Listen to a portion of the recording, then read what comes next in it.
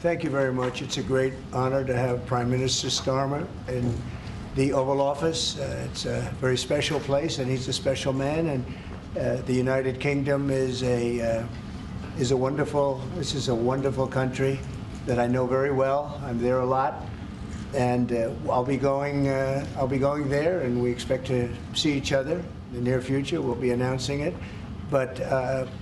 We're going to be discussing many things today. We'll be discussing Russia-Ukraine. We'll be discussing trade and lots of other items. And it is my pleasure to bring from His Majesty the King a letter. He sends his best wishes and his regards, of course, but he also asked me to bear this letter and bring it to you. So can I present the letter from the King to you? Thank you very much. Am I supposed to read it right now? Yeah, please do. That is really nice. I must make sure his signature's on that. Otherwise, it's not quite as meaningful. It is, and that's quite a signature, isn't it? Beautiful.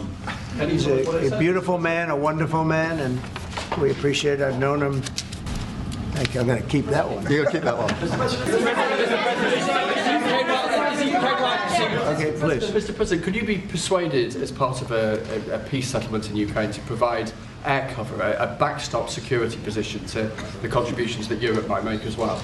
Well, so President Zelensky's coming to see me on Friday morning, and we're going to be signing really a very important agreement for both sides, because it's really going to get us into that country. We'll be working there. We'll have a lot of people working there. And so in that sense, it's very good. It's a backstop, you could say. I don't think anybody's going to play around if we're there with a lot of workers and having to do with rare earths and other things, which we need for our country. And we appreciate it very much. And I look forward to seeing him. We'll be talking about it. You obviously can do business with our Prime Minister, Keir Starmer. You said yesterday that the EU was constructed to screw the US when it comes to trade. What can our Prime Minister say to you to persuade you not to impose tariffs on the United Kingdom? Yeah, did I use the word that you said, that bad word? I think so. I saw it. Well, I think that the EU, I've had problems with the EU because, and we're not talking about, we happen to have a great relationship with you, but we did have, and we do have problems with the EU because they've tariffed us. We don't like the way they're treating our people now. We don't like the way they're treating our companies. I wouldn't say it's been such a great relationship personally, but other people did because it's politically correct to say that it's been good, but it hasn't been good. And we're going to change that. Thank you. So does that mean there won't be any sanctions on the UK then? We'll have to take a look. I mean, we're going to have a good discussion today, and we have some very talented people on the other side, and we have some people that probably aren't as talented as them, but they're pretty good. Marco, what do you think? Mr. Starmer, the Prime Minister has said that he believes that Vladimir Putin would be at risk of invading Ukraine again without a sufficient backstop. Do you think that Vladimir Putin would be likely to invade again in the event of a peace deal? I don't think so. I think when we have a deal, it's going to be the deal. Go ahead. Thank you, sir. You talked about trade tariffs this morning on your social media site. Just a question about China. 10% tariffs has already been implemented on China. Are you planning to do an additional 10 above the 10? This will be an additional 10 above. And is there, from the talks with Canada and Mexico so far, are you not seeing the progress that you wanted in order to I don't see it at all. We've done a great job. If you look at Tom Homan, he's been incredible, and Christie, they've done a great job in terms of the border. A lot of them, not all of them, but a lot of them come from China, and that's why we did that. It's 10 plus 10. In 10 case, plus 10 was there confusion on that? There was, sir, yeah. Okay, 10 plus 10, it's a second 10. And I think you're going to see, eventually, you're going to see drugs stop. Please, ma'am, go ahead. Mr. President, what would you be willing to do if Vladimir Putin did not stick to the terms of any deal on Ukraine? If he not what? He did not stick to the terms of any deal on Ukraine, because he has a history of not sticking to his word when it comes to international agreements. I think he'll keep his word. I think I've spoken to him. I've known him for a long time now. You know, I've known him. We had to go through the Russian hoax together. That was not a good thing. It's not fair. That was a rigged deal and had nothing to do with Russia. It was a rigged deal with inside the country, and they had to put up with that too. I don't believe he's going to violate his word. I don't think he'll be back. When we make a deal, I think the deal's going to hold. Now, they're going to have security. You're going to have security. You're going to have soldiers. I know France wants to be there. The president has said he wants to have soldiers there. I don't think we're going to even be necessary, but I don't think there'll be any problem with keeping the deal with the security. Mr. President, what do you get on most? What's your common ground with Sir Keir Starmer? Because you're both from different political backgrounds. It's true. I think I can say this because we've known each other now really for a little while. This is not our first meeting, as you know. He loves his country, and so do I. That's our common theme. He loves his country, and I love our country. Yeah, go ahead, please, in the back. Is there anything you can say tomorrow to President Zelensky to reassure him that his country's war hasn't been in vain and its sovereignty is not going to be threatened by any deal with Russia? Well, you know, he's coming. Perhaps he's already on his way, and we're going to be signing the deal together, probably in front of the media, and we're going to be having a good conversation. No, we want to work with him.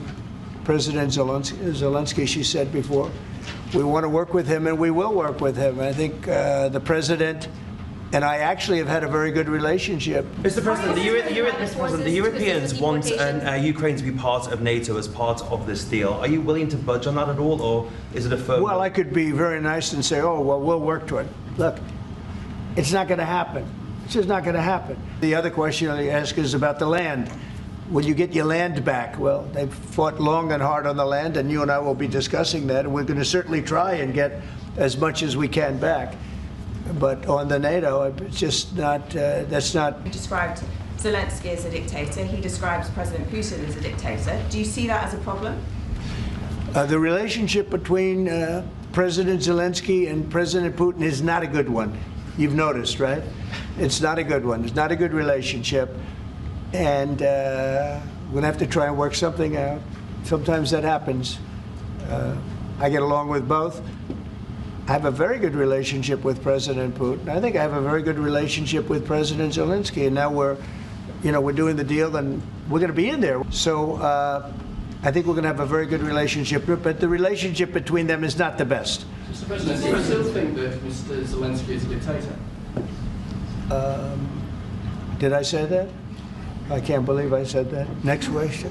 Sir, will you be discussing AUKUS, sir? Yeah, please, go ahead. Yeah, sir. George Parker from Financial Times. Can you see any situation where US forces could be deployed as a backstop in a peacekeeping operation in direct confrontation with Russian forces? Well, there is a backstop thing. You know, first you're going to have European countries because they're right there. We're very far away. We have an ocean between us.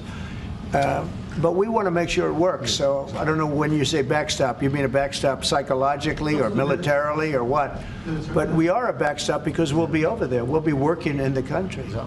We're going to be, that's a great thing economically for them because, you know, when you talk about economic development, we're going to have a lot of people over there. So we'll be working in the country. So I just don't think you're going to have a problem. I think when we have an agreement, you can say whatever you want about security, who's going to do it, and that's going to be a very pleasant conversation. If British troops are in Ukraine keeping the peace and get attacked by Russia, will you come to their aid? If the British people are in Ukraine and they get attacked, if British soldiers are in Ukraine. You know, I've always found about the British, they don't need much help.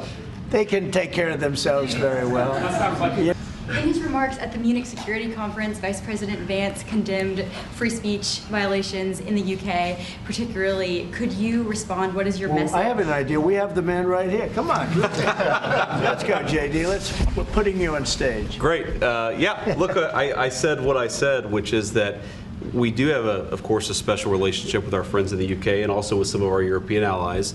But we also know that there have been infringements on free speech that actually affect not just the British. Of course, what the British do in their own country is up to them, but also affect American technology companies and by extension American citizens. So that is something that we'll talk about today at lunch.